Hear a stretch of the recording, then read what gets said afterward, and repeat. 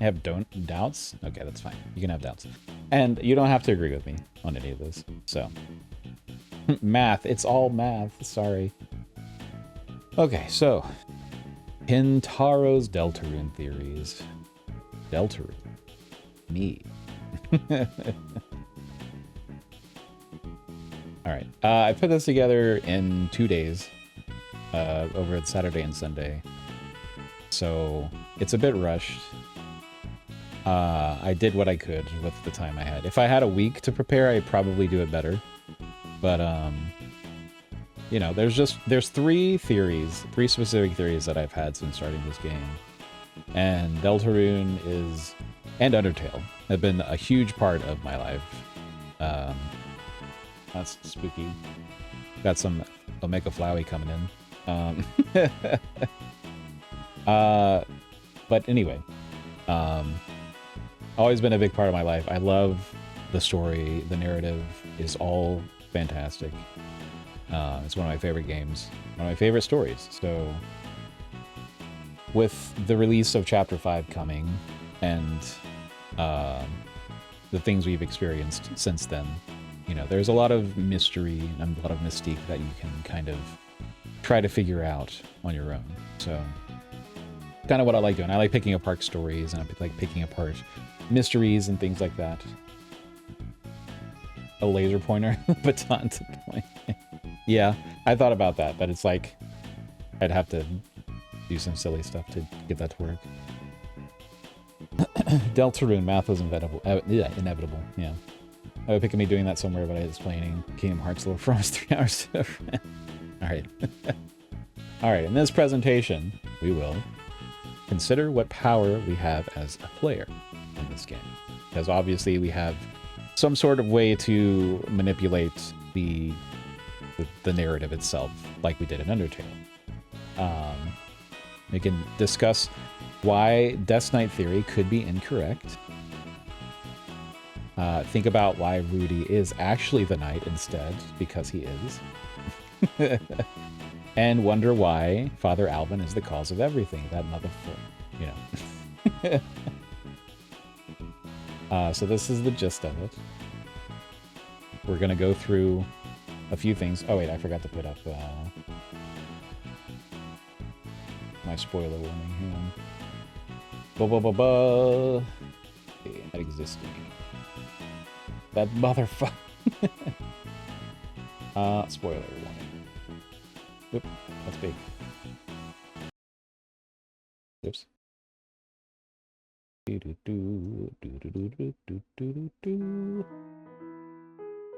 Put that up here.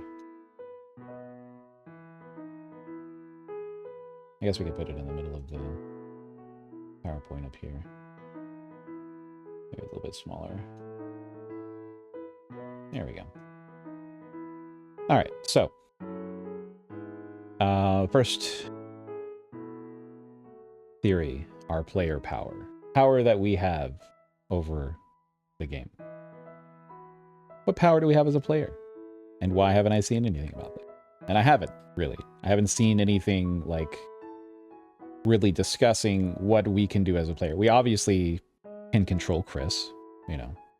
We have the ability to do things with the weird root. We have, you know, control over what Kris does, which is that's about it as far as it goes with the discussion, I suppose. But it all started with Undertale. My first experience with Undertale. At the very beginning of the game, Oriole tells you about acting to avoid killing, or to avoid violence, I guess I should say. And you go through the underground, you know, acting. So if you want to play it that way, you know. It was about a week into the release of the game, and I was like, okay, you know, I don't want to have to kill monsters if I don't have to, you know. So you go through, but then you get to this Frogget, this little fucker, and he gives you a second option. He says, if you act a certain way or fight until you almost defeat them, you can spare them. Their names turn yellow, and you can show mercy. Me being dumb took the second option. Oh, it's like Pokemon, I thought to myself. And Toby Fox smiled, because I believe that this was the intended way to play this game. I think Toby meant for you to see that and be like, oh, you can just fight and, you know, they will, you know, turn yellow.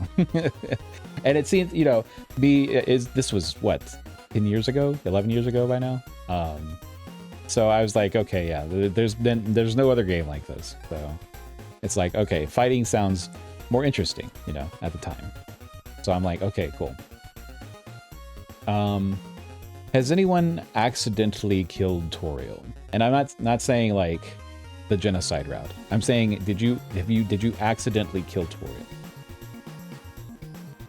Type 1 in chat if you accidentally killed Toriel at the beginning. Because not many did. I can guarantee you that not many accidentally killed Toriel.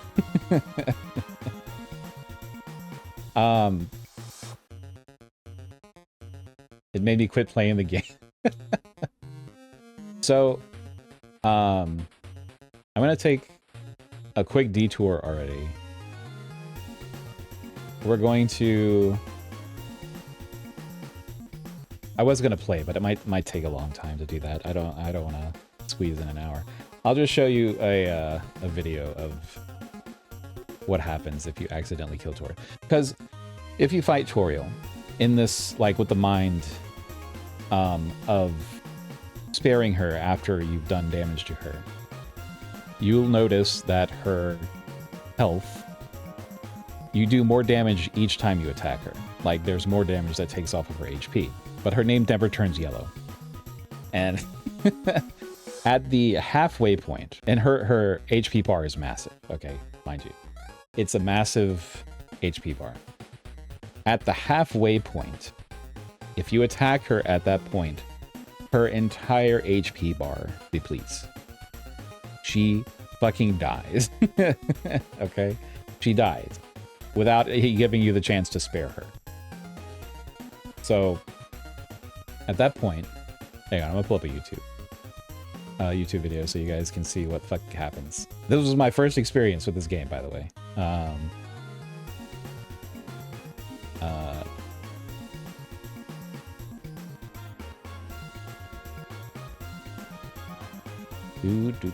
One sec.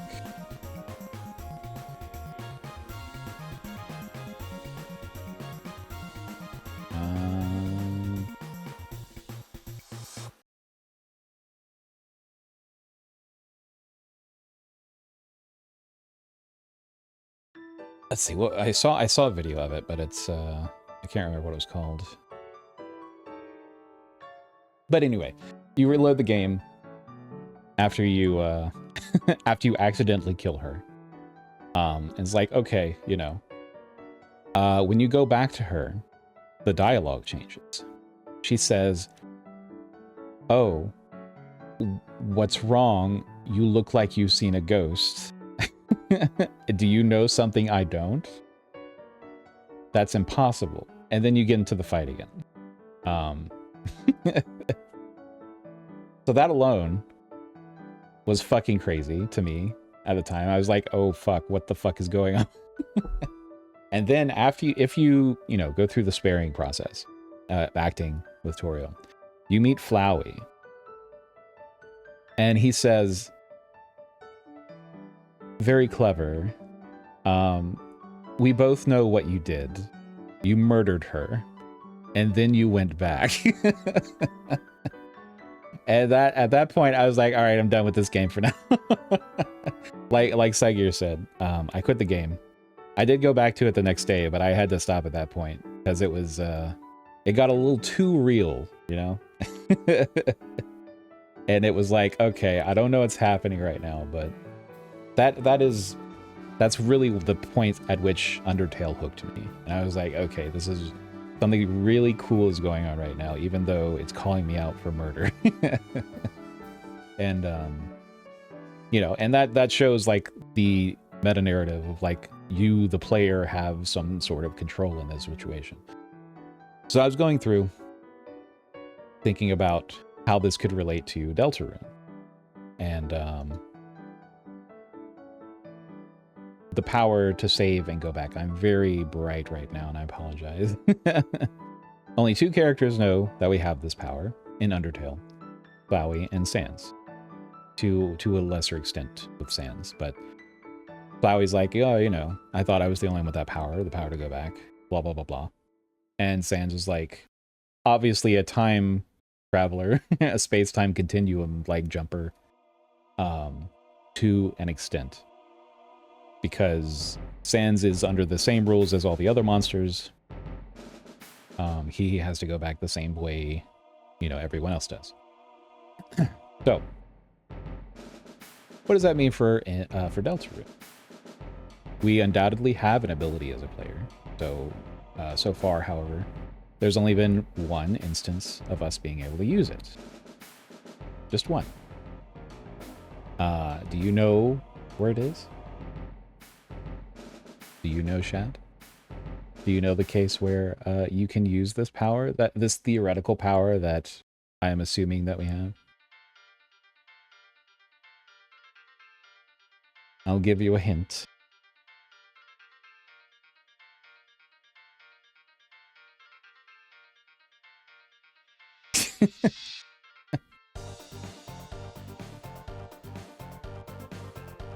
It's Onion. The Onion scene. So in chapter 2, if you don't pretend you don't know about Onion Sand, which you don't at the beginning of chapter 1, you meet the Clamhead NPC, and he says, yeah, or they say, yesterday I waited on the circle rock, and something weird came out. Of course, it's not yesterday anymore, so too bad. Yesterday is in yellow. Yellow has always been an important, you know, color for information that you should probably remember. We don't have this information in chapter 1. Going back to chapter 1 and following these instructions gives us access to Onion. We are able to change the course of Onion's path because we go back and speak to them. And this is something important, especially since Onion talks about the song that they hear from the other side of the lake or underwater or something like that. I don't know. But that song is obviously important. The person playing that song is important. We don't know why yet. But it's there. And Onion has the key to that. And in chapter 3, you know, it says that, oh, Onion Sand's busy. What? Why? Onion Sand said he would be, they would be here, you know, the next day. So we go into chapter 3 and Onion's not there. Why? I think people overlook this specific situation because not only about the song, but because it's Onion. Onion is such a weird, out there character that seems like a joke. But I think that this is a very important thing to keep in mind when it comes to the overarching narrative. And we have something that we didn't have in Undertale as players when it comes to saving and going back, you see. Chapter selection. We can choose which chapter we go into at any given point. Granted, one of the problems with this theory is, and I'll get to this later, I do have like problems with this theory, slides for each of these theories, but we have the ability to go between these days whenever we fucking want to, you know? So why wouldn't we be able to use that as the player, you know? Yeah, we have the power to go back, but in a different way. Oh, I thought that was my hydrate alert. I'm going to hydrate anyway.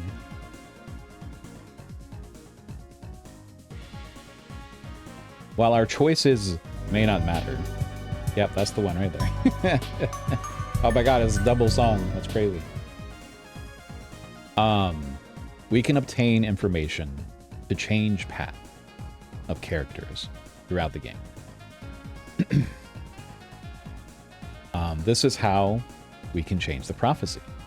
This is how we can interact with the prophecy and hopefully to, you know, change an outcome or to, you know,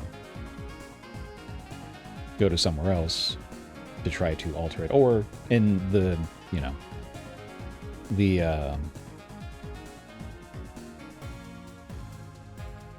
believe because oops, the scam's gonna touch on spoiler. I told you, I said that multiple times, Weed. What the hell? Alright, well, see you later. Goodbye. Shulk but useful. I've never actually played Xenoblade Chronicles. I'll have to do that. I actually do have it. I need to play Xenoblade. But it becomes a game of Groundhog Day. Or I guess Groundhog Week in a way. Because each chapter takes place on a day, save for chapter 3. And I'll get to that in a little bit. But where else could we use this power? You wonder. You may wonder. I may wonder. There are a few places, but one place sticks out more than the others.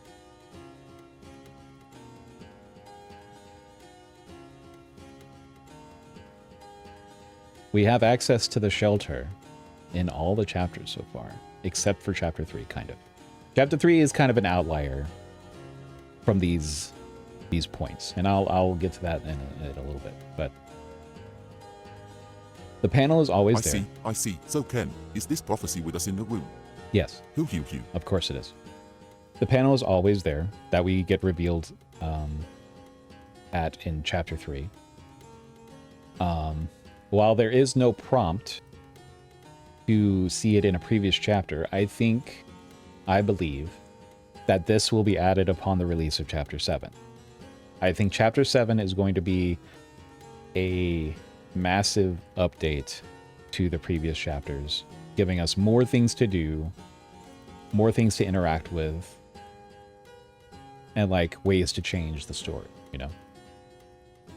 We will get the shelter code. So why wouldn't we be able to go back and use it if we have the knowledge about it as a player, you know? Obviously, Kris may know the code and is trying to keep us from seeing it.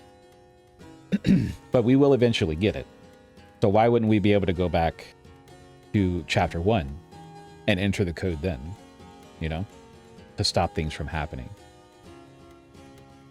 Something to think about. Who else knows? So, like Flowey and Sans in Undertale, there's someone who knows we have this power. One person. Unfortunately, we don't know much about them. Because it's the Forgotten Man.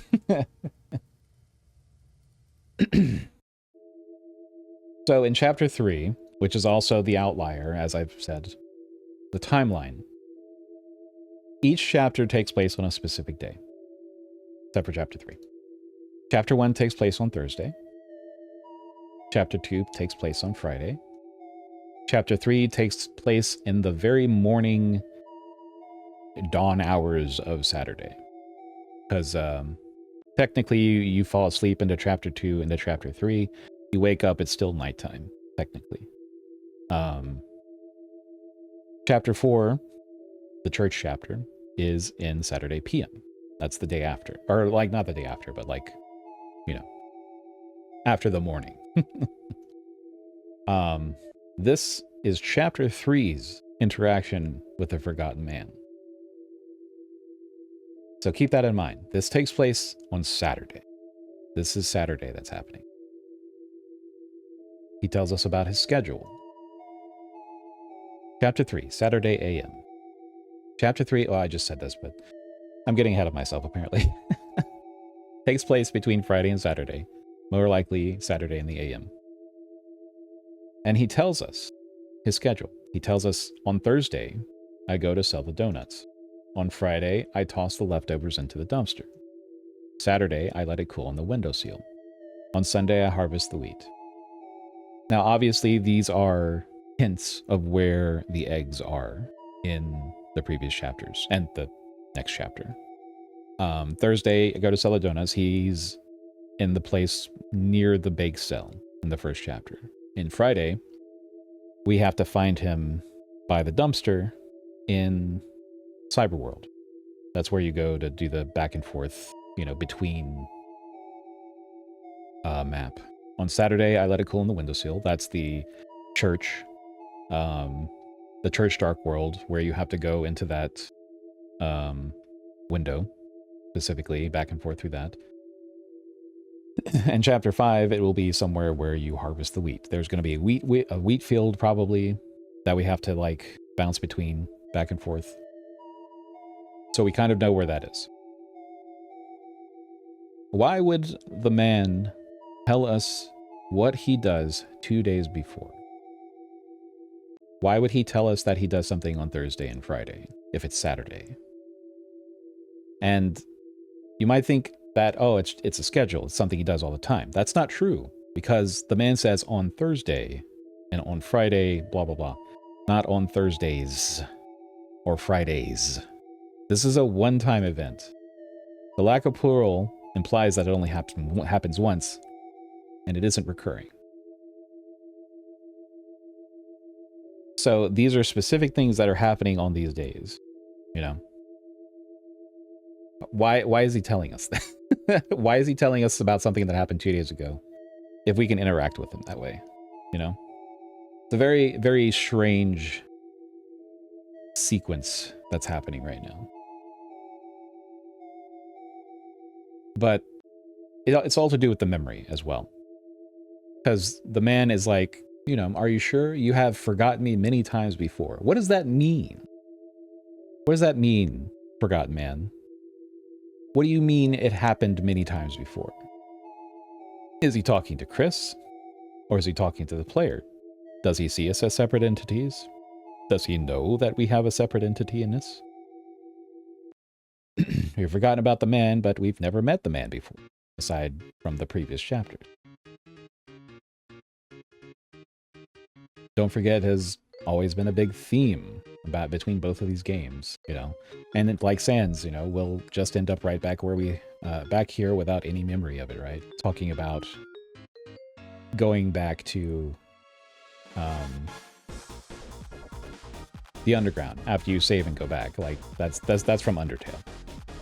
So I think that we still have that similar power, just going back through different chapters and stuff to change things. Putting this together is like Sans hiding in the tree. Yeah, it's really hard to say, to be honest. I personally, I do think it might be W.D. Gaster. But that's a different theory. That's a whole nother thing. We don't know who the man is, but the man knows we have this ability. But Sans is an interesting, it's always an interesting factor in these, theories and stuff. Thank you for the 90 consecutive stream watch, Zippy. Very much appreciated. But speaking of Sans and his place in Deltarune, people have said that it's not the same Sans as he was in Undertale. This is a different Sans. Something like that. I don't know if that's true, because there's a very specific thing that happens in Chapter 4 that really confused me.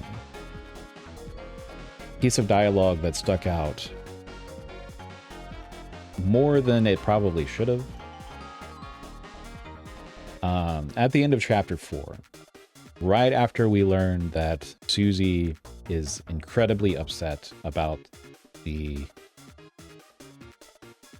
prophecy that she read, that we don't know still, by the way. God damn it, Toby Fox. So Susie comes to your house with Kris. And Toriel and Sans are jamming away, doing the jitterbug and such, drinking wine, having a good time. And, you know, Toriel's like, hey, Susie, you can stay here if you want to. After, by the way, Susie was talking about staying over anyway. She sees Toriel and Sans having a really good time. And she's like, am I interrupting something? And the gramophone stops. And Toriel is like, you can stay over. And she's like, no, I'm good, thanks, and slams the door. Toriel's like, Kris, is Susie okay? Sans, out of the blue, says, hey, she'll be fine. I'm sure she'll figure it all out. And while, you know, it might, you can probably pass this off as like a Sans thing. Oh, it's just Sans being, you know, Sans. He's lazy. He doesn't want to stop what he's doing and having fun. I don't think that is what this statement is. I think the statement is showing that Sans knows more than he's letting on. Because whenever you see a child, because Susie is a child, keep that in mind. He is very obviously a child. In distress. Very obviously distraught about something. You're not going to be like, hey, that kid's fine, don't worry about it. Because if this is just Sans, you know, kind of being an asshole, then that's a very cruel thing. That's a very cruel action to do. And I don't think Sans is like that. I think this is out of character for Sans, at least in the Sans that we know without the time travel bit. Putting it into the lens of Sans being the time traveler and like dimension hopper, this makes a lot more sense because he knows something more than he's letting on. Because right after this, he goes back to the gramophone, turns it back on, and continues to boogie with Toriel, and ends up like fucking her. Sans knows more than he lets on, so the sky is blue and the grass is green. Yes, I'm just saying that in the sense of Sans not being the same Sans as in Undertale. I think that's not exactly true. I think this is the same Sans. And he knows exactly what's going on. But, you know, that's just me. I think he knows. And I think he knows about the power that we have and such. But anyway. Am I reading too deeply into this? Probably. But, you know, I look at Toby and I see his proses. Problems with his theory. Obviously, obviously there'd be a lot of coding and likely animation necessary for these sorts of things to happen. Most of these things have to carry over from previous saves into a new one. I doubt Toby would want us to play through the game multiple times, starting from chapter 1, you know, unless it's chapter 3, in which case you have to play through the entire first board again if you don't get an S rank. Toby, why did you do that? That was very upsetting. And I like to think this is like a massive expansion of the fun value from Undertale, but who knows, really. There are global flags for these things to happen, but I don't know enough about coding to really speak on this. I think it is possible, because we've seen a few games do something like that. Like the Nonori games are one of the bigger examples, but the Nonori games are like visual novel. It's a lot more... Deltarune's a lot more involved with, like, the animations and gameplay and stuff, so... I don't know. It's an interesting thing to think about. But, yeah. That's theory 1. I think we're gonna have, ways to go through the game and going back into chapters and stuff. Alright, but we're going into theory number 2. Rudy is the knight. It's not this. Probably.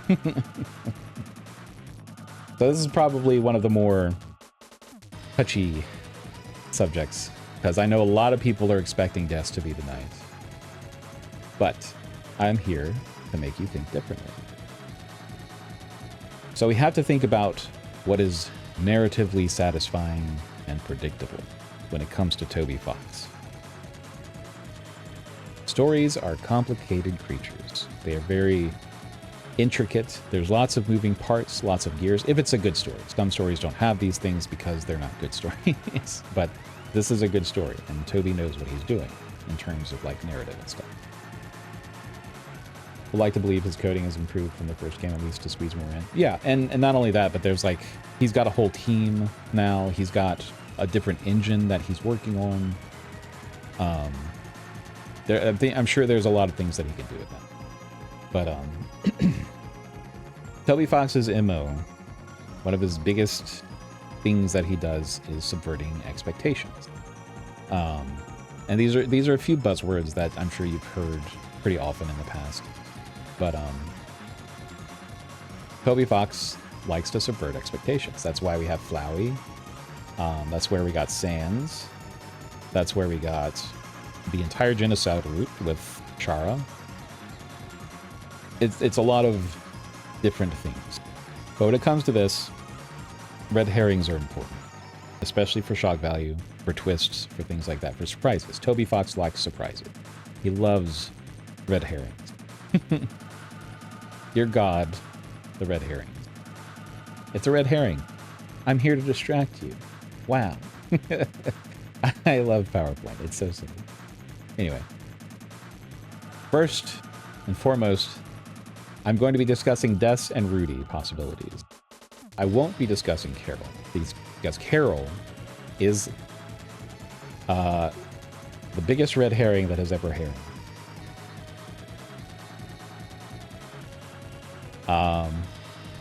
There's only one piece of evidence that I need to destroy this, and that is the ending to Chapter 4.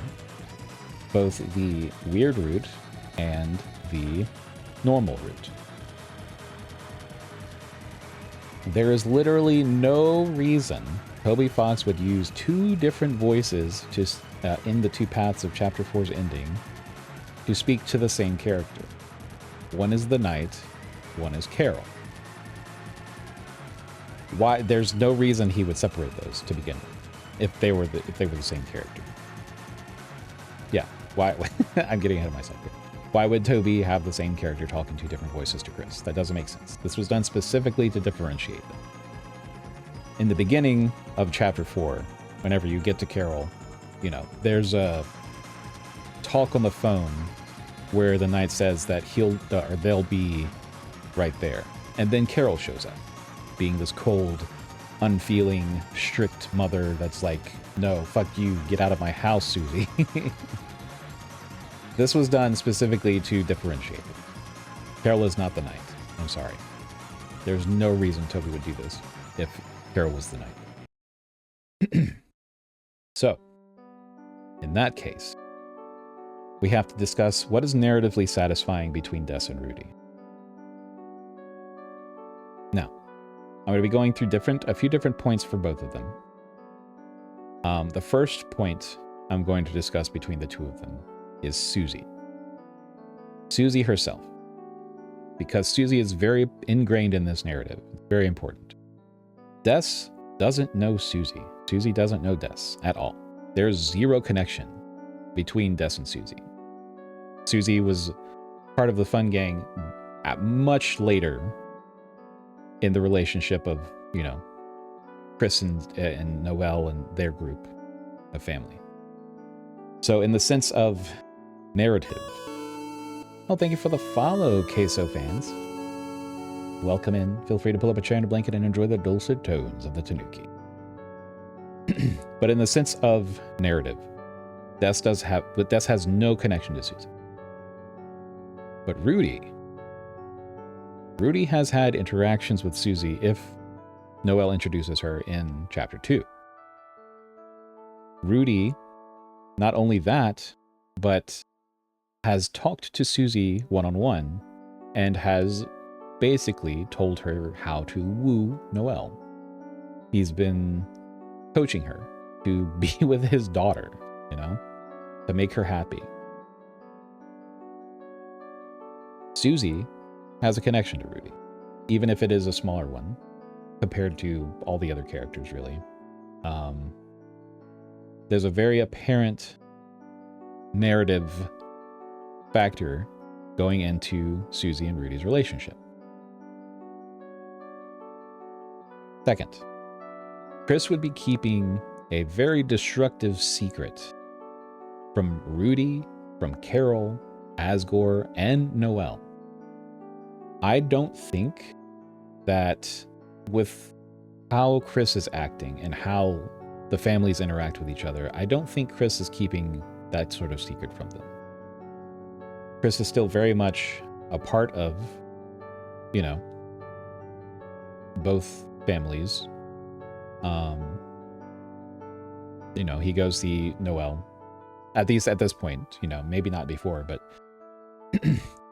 that is more or less a bit of a mess to think about, you know, narratively. I don't think Kris would be able to do that. However, if you look at the other situation, Kris is working with the holidays in order to find Des. Now, I think that Kris had something to, like, obviously Kris had something to do with Des's disappearance or death or whatever happened. I think it would be much more narratively satisfying if Kris was actually helping the holidays in order to try to correct that wrong that he did. And it might be kind of like a blackmail thing as well, you know, but I think the working with the holidays feels a lot better than Kris just being on his own in a separate world from everyone, you know. You got to think about the interconnection. Next, Des has no motivation that we know of. Zero. No motivation at all. People have said that, oh, she's just doing it for revenge, or she's trying to just destroy the world. She's corrupted. She's being mind controlled. That's never been a thing in the narrative. Like, I mean, the revenge, yes. However, like the corruption controlling part of it, that we have no reference of that, especially from Undertale. Like, there's never been any mind control happening in these games, even from Gaster's point. Like, I don't know, it feels really weak in the sense of story. But Des doesn't have motivation in this. Des is missing. Des is gone. And we don't know where she is. Well, actually, that's not entirely true. We'll get to that in a second. But Rudy has a lot of options to be motivated by. Rudy wants to protect Noelle because of Des missing. Des is missing. He may want to find Des, who's still missing. He may want to make sure that his family doesn't splinter apart like Asgore's did, who is very connected to. There are plenty of options to where Rudy can be motivated by something. To be the knight, to try to find her, you know? If Des is the knight, and we know Des is, or excuse me, the Roaring Knight is working with Carol, and Kris, or at least Kris. And we've seen hints of Kris and Carol obviously talking about things, but Carol loses her chance to grow as a character if Des is the knight. If she knew where her daughter is, because she's obviously working with the knight, she has no reason to be so cold to Noelle. She has no reason to be that uncaring mayoral, you know, mother who has a missing daughter, you know? And if Rudy is the knight, Carol is cold because Des is still missing. And this is more of a Carol point than a Rudy point, but this is more if Des isn't the knight and Rudy is the knight. She has the room to grow from this coldness, especially if both of Noelle's parents are in the wrong here. You know, trying to destroy the world to find their daughter. Like, you have Rudy, who, if he is the knight, is doing really bad shit. And you have Carol, who is very cold to her daughter and basically ruining her relationship with her. And, you know, it just narratively Rudy being the knight makes sense more to me. And would be more satisfying to me. And of course, all this is to me, you know. It's not not set in stone, obviously, but I think that Rudy being the knight would make a hell of a better story than Des being the knight. The Des Knight theory. There are a few good points about Des being the knight. There are. I won't deny that, but I will be dissecting some of them. Again, this is all speculation anyway. No one aside from Toby Fox and Toby Fox's team really knows any of this. This is all for fun. For the record, I have kept to these guns since the knight was revealed in Chapter 3. I immediately questioned if it was Rudy, because of the antlers, specifically. But I knew about Des, and my mind didn't go to Des. It was like, oh, you know, it could be Des, but Rudy just fit immediately to me. So, the Des Knight theory points, or at least a couple of them. The knight's weapon is a wiffle bat. It's a very pointy wiffle bat, mind you, but people say that this is a bat nonetheless, which is valid. It looks pretty bat-like, which is very much Des's motif, you know? She has a wiffle bat in her room. She obviously did things, she hit Kris a lot with the wiffle bat. I won't deny that. That does look like a bat in some cases. Des knew the shelter code. It's in her guitar. People bring this up as a point. The knight is using it with their left hand, which is also partially true. And that computer is from Des's room. Des's room's computer mouse is on the left, meaning that she is left-handed. And you'd think that would be a pretty big point. But it's not as big as you think it is. As some people might think it is. And Toby Fox really loves Mother 3. I've also seen that point thrown around. And that is true. That is very true. Toby Fox loves the Mother series, and he took a lot of inspiration from it. It's Jigglypuff, but sideways. It's a Jigglypuff, a scene from up above. But these are some of the points that I'm going to be discounting. The counterpoints. I will, I'm getting ahead of myself again. I will concede that that sort of looks like a bat. However, who's to say that Rudy also can't use the bat? Who would have taught her how to use it? Rudy has shown that he plays video games with his daughter. Why not baseball? He's a loving father. It's a Kentaro seen from up above. It's just a boulder. I think this here is a pretty good point, at least in terms of the wiffle bat, like, or the bat. But if you look at the sprites for the knight's attacks, it is very obvious that it's more than just a bat. It is definitely a sword, but you know, anything can be warped in darkness, darker than dark and such. The knight is ambidextrous. Also, the computers are all commonly positioned. The left... Okay, that's a lot. Naps the Blue, what are you doing? The left computer is Asriel's computer in Kris and Asriel's room. The right computer is Noelle's computer. Do you see a common trend here? If you look at the attack sprites in Deltarune, Susie is also left-handed. Ralsei adjusts his glasses and attacks, or excuse me, he uses his magic with lifting his left arm up. And Kris uses their left hand to hold their sword whenever he's doing something with his right sword, with their right sword, sorry. Everybody's left-handed. Everybody, apparently. It's very strange. It's a very strange thing.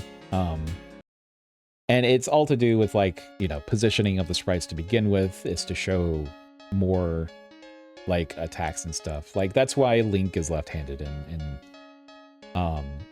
one of the Zelda games. I don't remember, but it's very common. And I don't think that that is a good point to make for Death's Knight, unfortunately. And a lot of people will point to this, and it's like the knight's holding it with their right hand there, you know? Just saying. Des was likely given the shelter code because she was the older sibling, and thus the responsible one for Noelle in case anything happens to her parents. Carol is the mayor. She's going to have to take care, in case of an emergency, Carol is going to have to take care of town. She is the mayor. Rudy, we don't really know what Rudy did in the past. We don't know when Rudy found the monster cancer that he has. So we can't really say for sure. But I mean, Des could have gotten the code from anywhere. Like, why does Des have it and why does Noelle not have it? You know, it's I feel like that's more of a protection thing because it's in her guitar. It's a very important thing to her. Des is very, very much one with her guitar. So it would make sense that she would have that in case she'd have to bring Noelle to the shelter for any sort of, like, you know, emergency. Link was left-handed until Twilight Princess. It made him ambidextrous on Wii by making him right-handed while he is left-handed on GameCube. Yeah, exactly. Pencils are also turned into swords, apparently, so it could be anything. Exactly, exactly. Like, the darkness could change anything. It's crazy. We can't really say for sure. Either way. But, and again, Des has no motivation. And, Des is lost. We don't know where Des is. I don't think 2 songs in Deltarune would be called Lost Girl and Find Her if we didn't have to do that, you know? And Toby Fox wants to make his own story from Mother 3. And also, he did that in Undertale already. Because if you know Mother 3, I'm going to spoil Mother 3. The Masked Man, which is the main antagonist aside from Porky, is Lucas's brother. And you have to fight Lucas's brother in the end as Lucas. And it's very sad. You know, it's very unfortunate.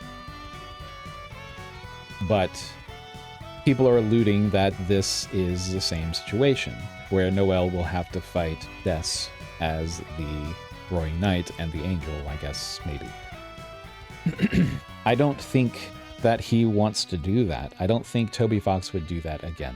And I say again, because that's what he did in Undertale. He already did that story. Undertale is about Frisk fighting Azrael. Or I guess in that sense, Chara. We don't know it's Chara until the end and like in the genocide route. But it's already been brother against brother. I don't think he's going to put sibling against sibling again. I really don't. And if he does, I would be disappointed.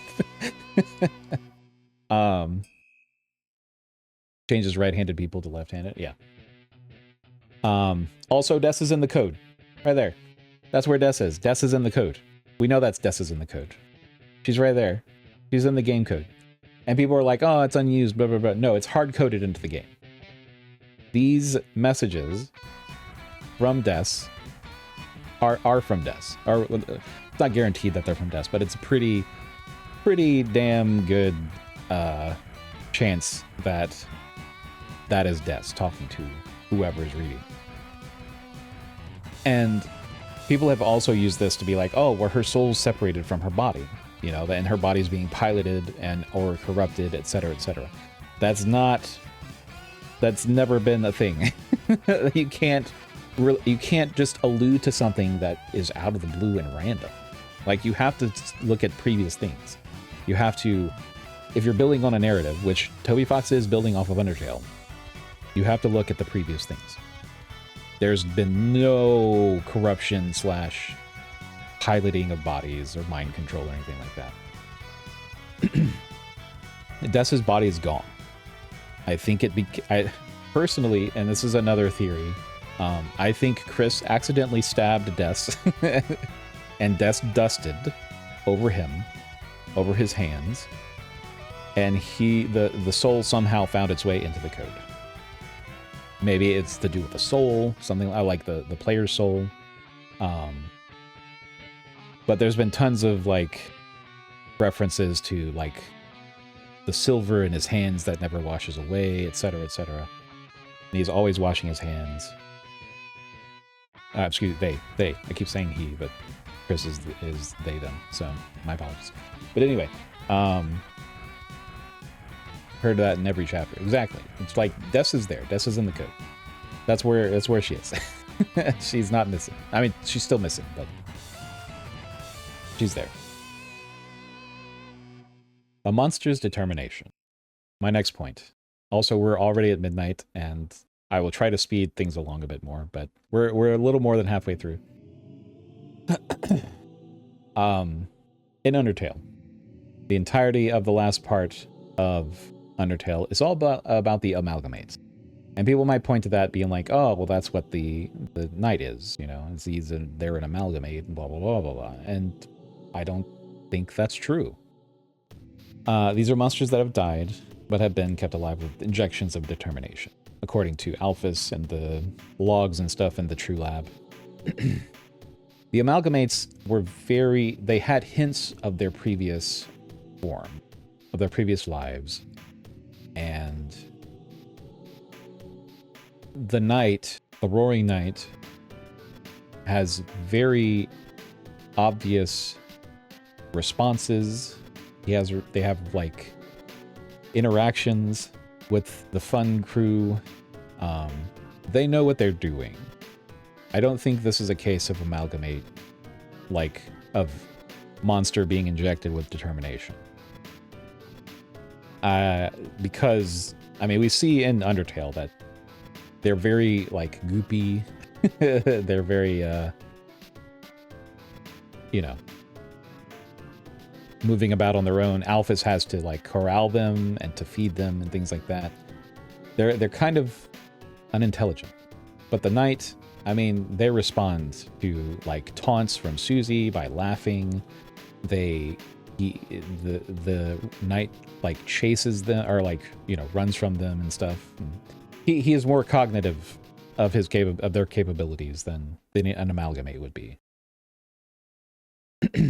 However, we have seen one time where a monster has shown determination without dying, at least initially.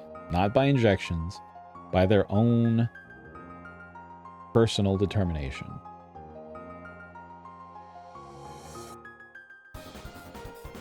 Undyne the Undying. And damn, she was fucking hard to beat. Also, note the armor. It got a lot spikier and darker.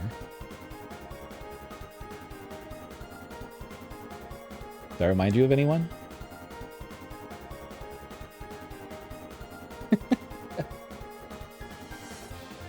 I'm just saying. Rudy's determination. He's still fighting and trying to keep his life flowing as normal as he can, despite monster cancer. He's been in the hospital, and he's obviously dying. He tries to remain active, especially in the church, which is why you see him there in Chapter 4. He goes to church. That's the one thing he's been doing with the energy that he has from his health crisis. He's obviously in turmoil about deaths. As such, he transfers all his worry onto Noelle's well-being. He's always concerned about her. You know, he's worried about not being able to protect her, you know, because he's bedridden and such like that. We don't know much about his past, as I mentioned earlier, but it's apparent that he wants to keep on living.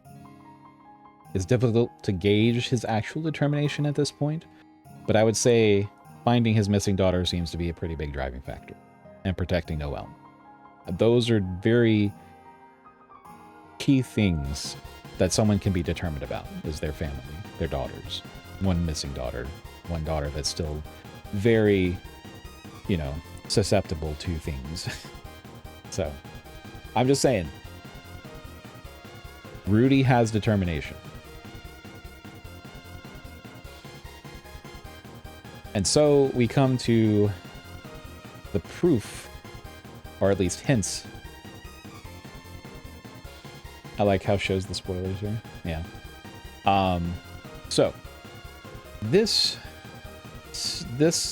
lines of dialogue here happen if you do not introduce Susie to Noelle and Rudy in chapter 2. This happens right after the chapter 4 confrontation with the knight and the Titan that forms. Kris brings Susie, if Kris brings Susie, to see Rudy in the hospital after chapter 4 is pretty much done. Rudy says, Kris, why the hell did you bring your friend here? And he starts laughing and says, it's just so crazy. You just gotta laugh. This is very much out of character for Rudy's normal personality. He drops the jovial persona and gets a bit frantic or sarcastic. This is very much a hint. I feel like this is a very big hint to Rudy being the knight. Because if you continue this line of dialogue, if you say, you know, talk to Rudy and then you select Susie again, it's just ellipses. That's it. So, I don't know. I think this is one of the biggest points. That Rudy is basically like, Kris, what the fuck are you doing? You know, you might be giving up the pooch, you know, in a way. But yeah, that's very much a interesting conversation that you have with Rudy in chapter 4. Hints of Rudy continued. Shelter's code has to do with 3 major factors, according to the panel on the door. You have the mayor, the police, and the church. Rudy is married to the mayor. Rudy's boyfriend is the ex-chief of police, or ex-boyfriend, however you want to look at that. And Rudy is very much invested in the church, specifically going despite his sickness. While these could be attributed to Des as well, I would counter with the church part. Des has no references to church in her room. She's very rebellious. She sings nasty songs. She did not go to church. She didn't. Period. Trust me, bro. Des is very much the rebellious teen who didn't go to church. And I think that's a very big separating factor, you know?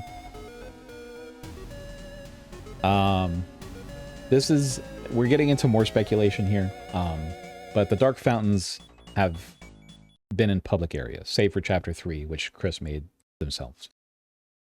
The school, which is always open for some reason, even when it's not a school day. The library's computer lab, which is public, and the church, which is also public.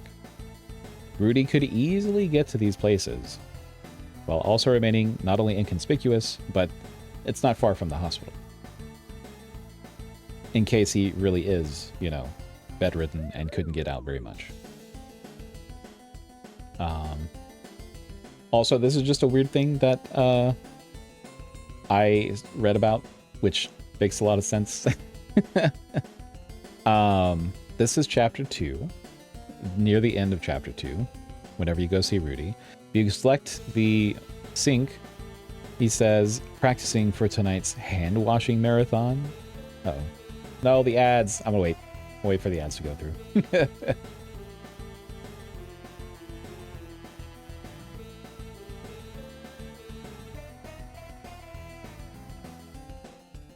I hope you guys are enjoying it. I hope you're liking my theories so far.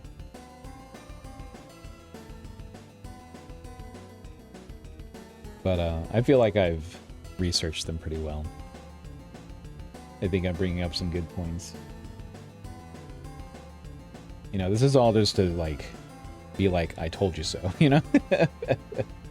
whenever that happens. Whenever these are revealed, these things are revealed, I'll be like, ha! I knew it.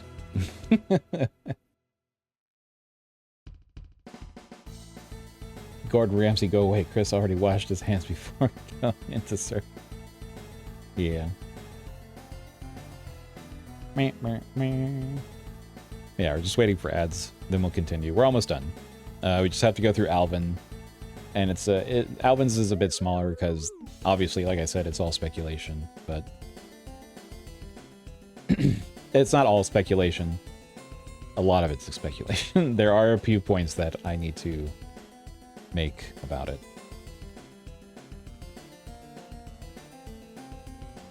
But yeah. How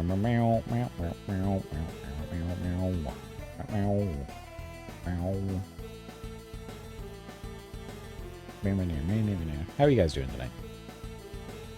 How are you enjoying your Tuesday, the night before Deltarune?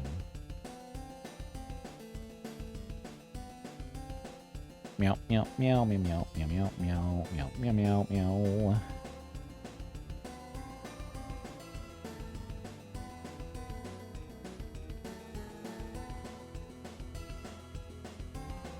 Meow, meow. Ads are almost done. Then we'll wrap up.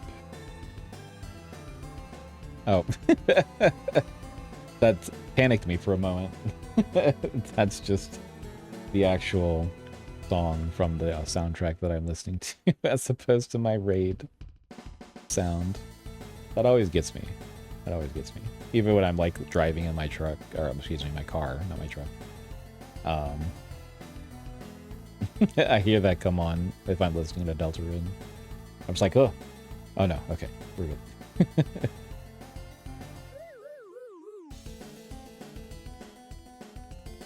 Meow, meow, meow, meow. Welcome back from ads.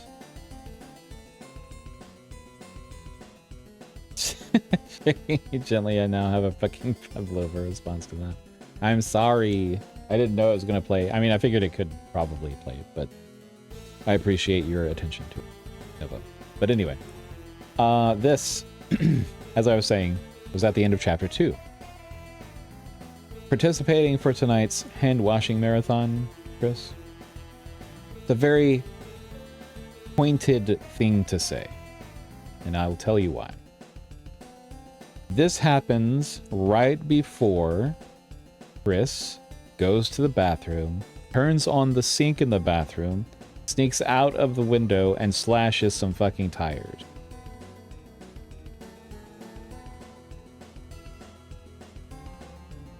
And the water goes on for quite some time for him to do this, for them to do this. Now, granted, as I said before, Kris does have a habit of washing their hands all the time. Especially with the Chapter 4 Forgotten Man interaction. We see Kris in a therapy session washing his hands, trying to get the silver out of the crevices of his hand. The silver that never goes away. Which is very Shakespearean, alluding to the Scottish play, if you know what I mean, with like, out you damn spot, because the blood wasn't washing out. That's very, very, very Shakespearean allusion. But anyway, it's very apparent Kris washes their hands all the time. And that could be passed off. This statement could be passed off to that. However, it's very strange that that Rudy says this on the night that Kris slashes tires to keep Toriel from leaving anywhere, to Kris making the Chapter 3 Dark World, which is TV World, or TV Land, or whatever it was. And Toriel is also there. And the Knight wanted to get Toriel. So that is where we're at. Oh, I should have clicked, but why did he say this in Chapter 2 right before Kris did this in their own home to make sure Toriel didn't leave because they slashed the tires? Hello? Problems with this theory. there are no problems with it. Rudy is the... But in all seriousness, the only other candidate is Des. It's either Des or Rudy, or Alvin, that motherfucker. I think because Des is in the code and speaking out to us, though, that accounts for where she is. Rudy is a well-adjusted and grounded character. We have seen no real mental anguish from him yet, aside from him being upset he can't really protect Noelle, and that he can't do things because of his monster cancer. Aside from that little dialogue that I showed you in the initial, screenshots with him being like, "Why the hell did you bring your friend here?" seems a bit strange when it comes to mental, but Rudy has never really given any hints of any other times to be the knight, There's no other connections. His monster cancer is definitely affecting him, and he's not very mobile. Unless he's faking it, or the monster cancer is actually empowering. Alternatively, could be his determination. He might have found a way to harness that determination to help him move. But obviously there's problems with Rudy Knight, but I believe there's more problems with Death Knight. So. Theory 3. Father Alvin is the mastermind. That motherfucker. This Birtle. Okay, honestly, this is my most speculative theory. I don't have a lot of evidence for it, as I mentioned. Father Alvin is probably not the mastermind as much as he is like a confused follower of the angel. And I don't think he's innocent. There are too many weird things going on with him. This bitch-ass turtle. Indeed, this bitch-ass turtle. We're trying to banish the angel's heaven, aren't we? As you can see in the screenshot. Alvin is a devout follower of the angel. He always says, may the angel's light shine on you, and such like that. This is my religious trauma talking. Fuck the church. Okay. Portraits. One of the biggest weirdnesses of this entire thing is that Father Alvin doesn't have a portrait. And I pulled this from Reddit, from the Holy Taco Emperor on our Deltarune. You can see the characters that have portraits, and the ones that have the voice, like a specific typer, sound with their voice. Interesting that they have rules just started playing. Because he's the only Darkner that doesn't have a type voice. But either way, I think this was done before chapter 3 and 4, because Gerson did have a voice. Gerson had a specific type voice, but he doesn't have a portrait. So he can fall under these characters, which is interesting because he's also the secret boss for chapter 4. So I don't know. Gerson doesn't have a portrait either, despite being a key player in chapter 4. There are a few rules that Toby follows with his portraits as well. It's not solid throughout. There are some exceptions in areas, but I think Alvin and Gerson are two outliers of all of this. There's a trend that Toby also covers a character's face and hides the... that Toby often hides portraits if a character's face is covered or hidden. Gerson is important to the plot, so why wouldn't his son be? Examples of missing portraits due to obscuring a face. Chapter 1, Ralsei is covering his face with his hat between the dark portrait into the light portrait, which is his white fur. Another example, in chapter 2, when Susie takes the glasses and Ralsei covers his face. His portrait isn't there either. Des, whenever she's facing away from the player, looking out the window, whenever Noelle does have a portrait. And Birdley, who also has a portrait, but his face is covered by the wire. But yeah, these are all examples of hidden portraits. But regardless, Dusty Hammer is probably the biggest weird factor in this. So, in both Undertale and Deltarune, monster funerals are discussed. In both of them. Monsters have their ashes spread on the things they love. However, in Deltarune, explicitly says they're buried. And this is the Deltarune, Chapter 4, library. When monsters die, their dust will be spread over what they loved. An object that symbolizes their existence. That object will be buried, and in such a way their soul will be able to rest within that object and the earth. In Undertale, we have a similar situation. It's a school report about monster funerals. Monster funerals, technically speaking, are cool as heck. When monsters get old and kick the bucket, they turn into dust. At funerals, we take that dust and spread it on the person's favorite thing. Then their essence will live on in that thing. Now, there's no mention of burying here, but that's not important. The important part is the correlation.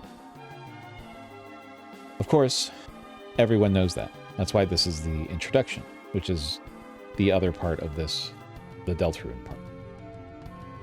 And then in Chapter 2, Alvin is in front of his father's grave. It says, as per the ritual, a hammer is buried in the earth here. Which means that his dust is there on this hammer. So, why the hell does Alvin have his father's hammer in his desk? Susie is terrified to see this. This is like finding a real human skull in a desk drawer. That is the equivalent here. Because monsters, you might be able to try to pass this off as like, oh, it's a cremation thing. You know, people keep the ashes of their loved ones. Monsters don't practice that. There is no cremation in Undertale or Deltarune. None. So why the hell does Alvin have this hammer in his desk? This is his father's remains that he might have taken out of the grave. So, with that in mind, it's difficult to tell when the hammer may have been placed there, though Alvin was at his father's grave in Chapter 2. But we can assume that it was intentionally placed there for the Dark World formation. If not, Alvin is just fucking grave robbing. Which, you know, that could be an explanation, but I don't think, going back to the narratively satisfactory situation, I don't think that's narratively sound. But I've always thought that this statement was weird in this chapter. I pointed it out whenever I was playing it initially. And Ralse is explaining to Susie why Gerson isn't in her Dark World. Because this is the third one. This is the third one she made in order to see Gerson again. Darkners patterned after the memory of a loved one tend to only appear in very specific darknesses. Now, we are under the assumption that the knight made this fountain in the church, right? That's what we believe. Like the fountain was there, we assumed the knight put it. Why then, according to this statement, is Gerson in the Dark World at all if the knight made this fountain? You know? Because according to this statement, Gerson shouldn't be there if the knight made this fountain. However, if Father Alvin made this fountain, then Gerson would be there, according to this statement. Very specific darknesses means the person who made the fountain.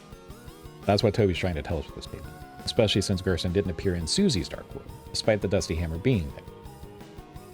So why did Gerson appear for the Knight's fountain? You know what I'm saying? That doesn't make sense in terms of, like, who made this fountain. So, what's my other... Okay, other oddities. I'll get back to that in a second, but, you know, Gerson's like, let the angel's power light your way.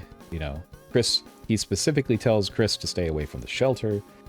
Very strange in that sense.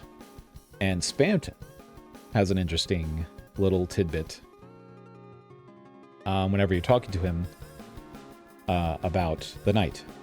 He says, speaking of communion, Kris, did you know that the Knight... and he gets cut off. He says, no, I'm sorry, I didn't mean to. And then he changes his statement to, have too many vacation days, then take a vacation straight to hell, in that very Spamton way. This is weird. This is strange. Why would he be referring to communion and the Knight? Communion is very important to this church, especially since Kris really loves that fruit juice. And they do be drinking it during the church time. I feel like this is a big point to the church being questionable when it comes to the Knight. But going back to this. The only problem with this is that we don't see Father Alvin in this Dark World. If Alvin went through the trouble of getting the Dusty Hammer there for the Dark Fountain formation, then why don't we see him? Not only that, but Gerson is very aware that Alvin is not there because he's writing a letter. And eventually he tells Susie to relay the letter to him. So that, to me, doesn't make a lot of sense. Because if Alvin went through the trouble of getting that, then why isn't he there? You know? Alternatively, and this is going to connect a bit more back to Rudy Knight. Rudy knew Gerson. Gerson was a teacher and a blacksmith as well. So he taught people. It's very possible that Rudy had the ability to bring Gerson to that Dark World. If it's Rudy Knight. If it's Death Knight, that doesn't make sense. I can't imagine that Death Knight would bring Gerson to life in this Dark World. So I don't know if this could be looked at as an experiment through Alvin or something like that. But I don't know. It's a very strange situation that doesn't make Alvin look very good. I think Alvin is definitely in on it, and I think that he may be trying to run the show and maybe bring back somebody with a Dark World aside from his father, you know. But anyway, problems with this theory. Alvin is a motherfucker. Fuck the church. Rah. No, but seriously, he might be a side character to give a little emotion to Hometown. I don't really see how he can't be involved since he has his father's hammer out of the grave. But I don't know if I can really say he's the mastermind as much as a blind follower. Don't trust people with their eyes closed. The Knight, could also have memories of Gerson relating back to the statement that Rousey made, as I said. It would narratively make sense for the leader of the church to bring forth the angel's heaven because of his father's story, to me, but it could be anyone or someone we haven't met yet. Says the man whose eyes are never open. What? What do you mean? That's me. Thanks for listening. I hope you enjoyed it. Even if I didn't have a lot of time to prepare, most of this is from memory. So I was searching through playthrough videos of a lot of these screenshots. Chapter 5 tomorrow. Thank you for the hydrate.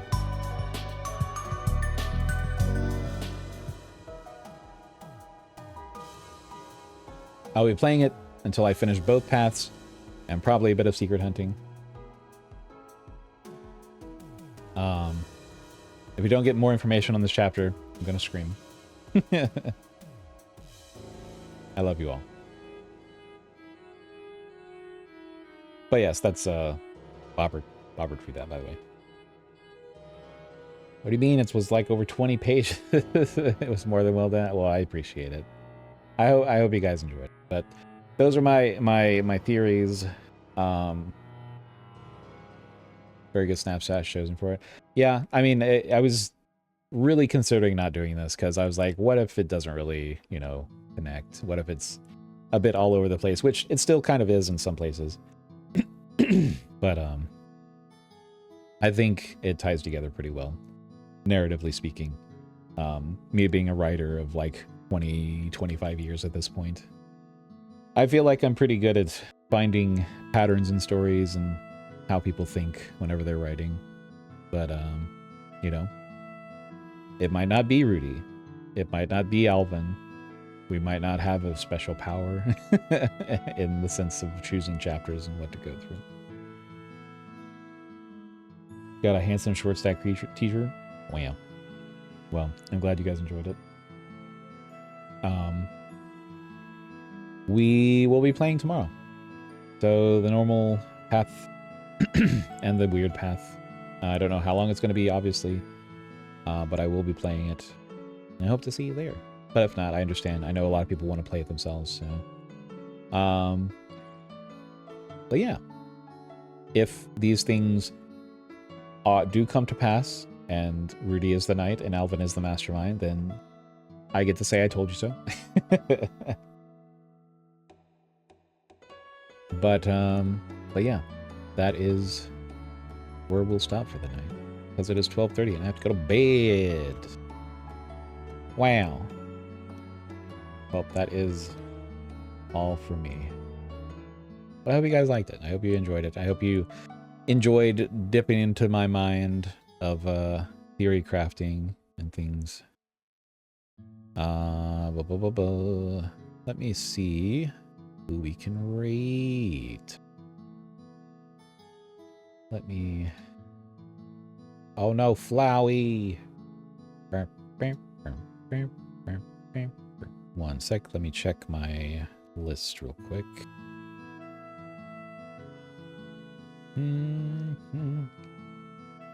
Let's see. I'm just looking to see who we rated recently, because Auric is streaming right now. I don't think we've rated Auric in a while. I have to check to see how long he's going, or if he's still going. Let's see.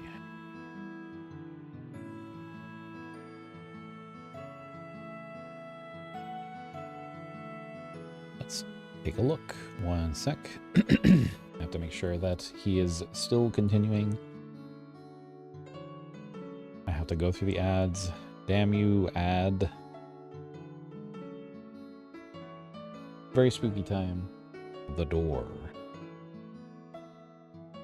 Chapter 5 tomorrow. I can hardly believe it. That means we get more music too. I can't wait to hear more music from Toby Fox. That'd be so good. And that like track he released like 2 days ago, yesterday. Very good.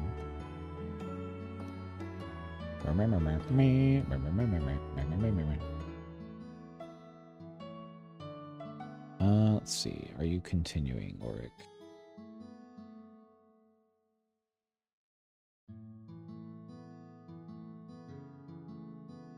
Okay, I think he's still continuing. So, let's go say hello to Auric.